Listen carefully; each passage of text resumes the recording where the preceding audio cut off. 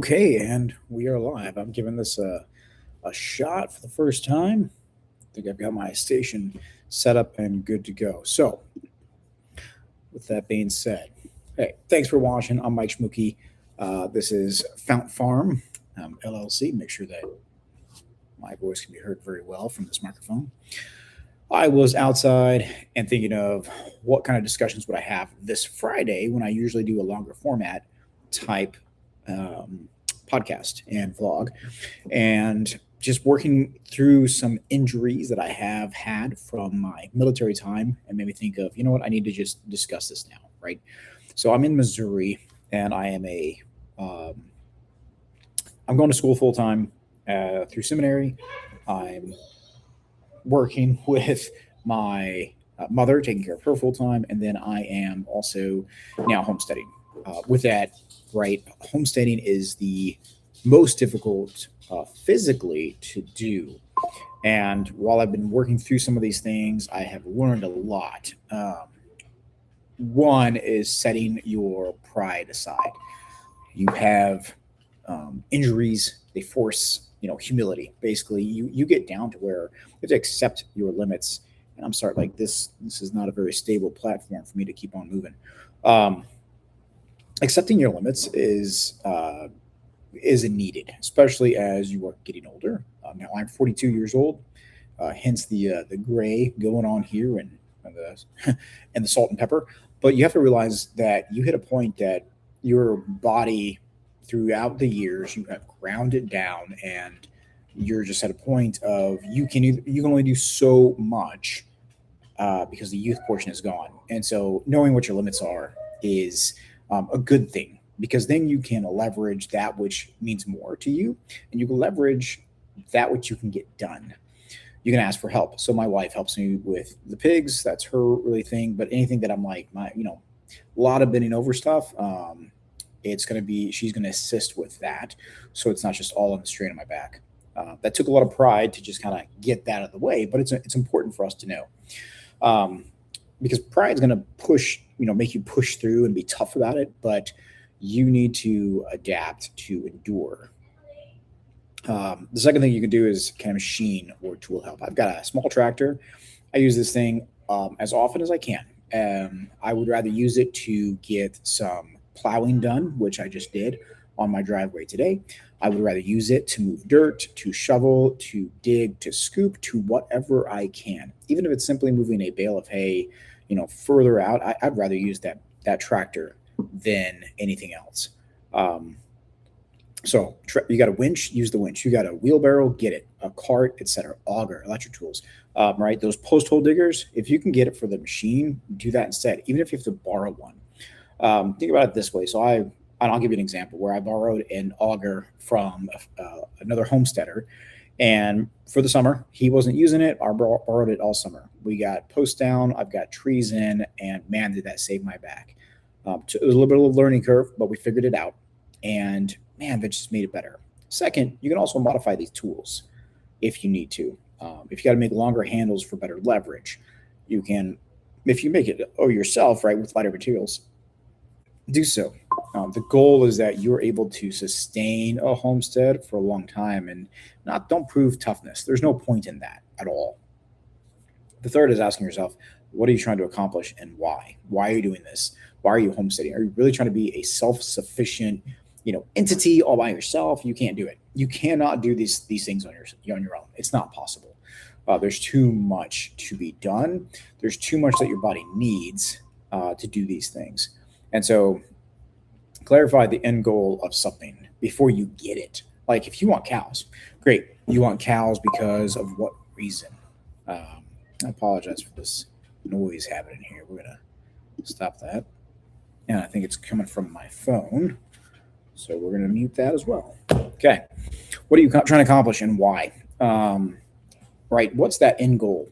If you want cows because you want beef, and you want to do the Joel Salatin way. So you've got 3 cows, for example, 3 head of cow, and you need to move them every 2 or 3 days. How much energy is that taking from you to get an animal to slaughter weight over 2 or 3 years? and you're needing to move them every single day during the spring, summer, and fall, or every 3 days, right? That's a lot of energy and consistent movement that you're going to figure out. If you're older like I am, look, you're going to hit a point, especially if you're retired military, your body is going to be broken. There's only so much you can do. And so for myself, for example, I have my sheep and I need to move them probably every 3 to 4 days when it's the spring, summer, and fall. The longest I've gone is about a week.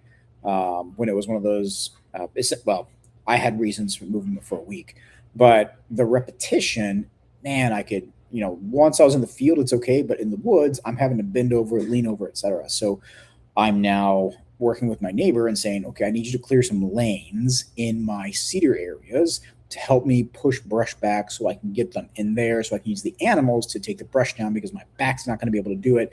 And then I'm also looking at how do I install fencing on the frontage road so it's going to be easier for me to set up a perimeter fence.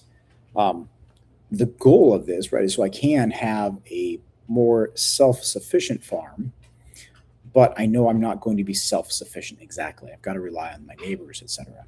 So are you just doing it because that's the way it's always been done? Are you, how efficient are you, et cetera? And things look at that.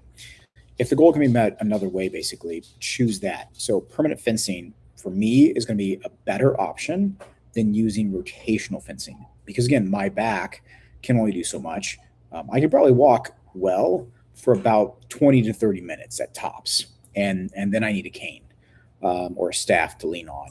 And that's not sustainable as a homesteader, as a farmer. And it takes a lot of humility to realize that I can only do about 20 to 30 minutes of good hard work, and then I'm shot. It's pretty miserable. But because I'm leveraging and talking to my neighbors, that has been very helpful and beneficial too. So your neighbors are next. And this has to do with kind of being local. Do what you can, but you talk to your neighbors, get to know them when you move to an area. Take the time to go over to their house. Now that my home is just about done, so I'm in my basement right now. I don't have this all finished up. My office is part of the homeschool room, and since it's 2 or 3 o'clock, there are people that are still in my office, the children, doing their homeschool work. However, now we can start having people over. This is building community and relationships with one another because they realize, hey, I'm here for the long haul. I'm not just another millennial that has shown up. I can only do this for a year or two and then I'm gone. The neighbor that built my house, we've gotten really well to know each other. The guys across the street, down the road, like the folks around here are getting to know, like, oh, he came not just to homestead, he came to take care of his parents. His parents had roots here. He's building roots here, etc. And so they're actually wanting to invest in me as well. Investment for people, man, you're going to get more back than you're going to put in the long run. Initially, right, you're pouring yourself into this, but that's part of the trade that you're giving is you are giving yourself to people. You're being hospitable and you're going to get things back. So if you can, chickens, for example, my neighbor across the way was raising chickens. They didn't want to pay, or did not want us to pay, but I understand what feed cost is. So we paid them for their eggs for a long time.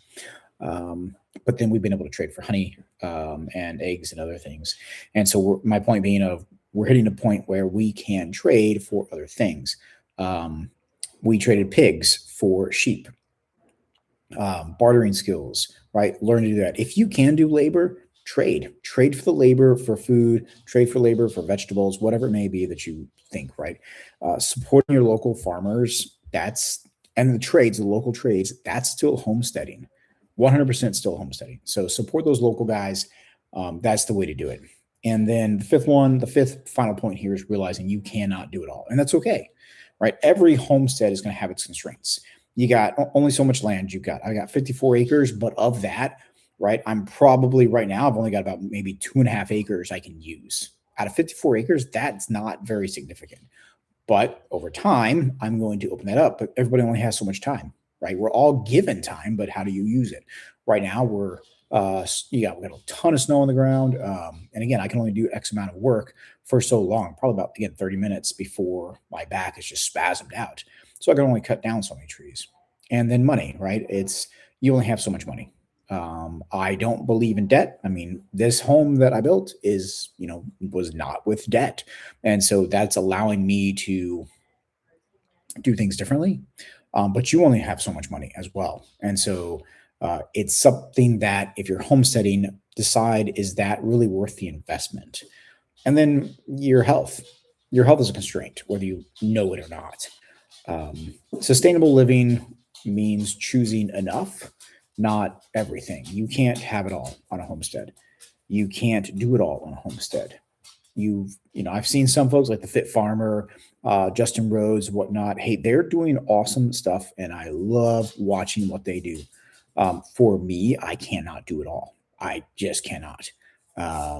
That doesn't. It's not a mindset. It's an actual physical limitation. Like there's only so much I can do, and so I'd rather do what I can, and then give some tidbits of knowledge and information back out to an audience, here in Missouri that wants to hear it.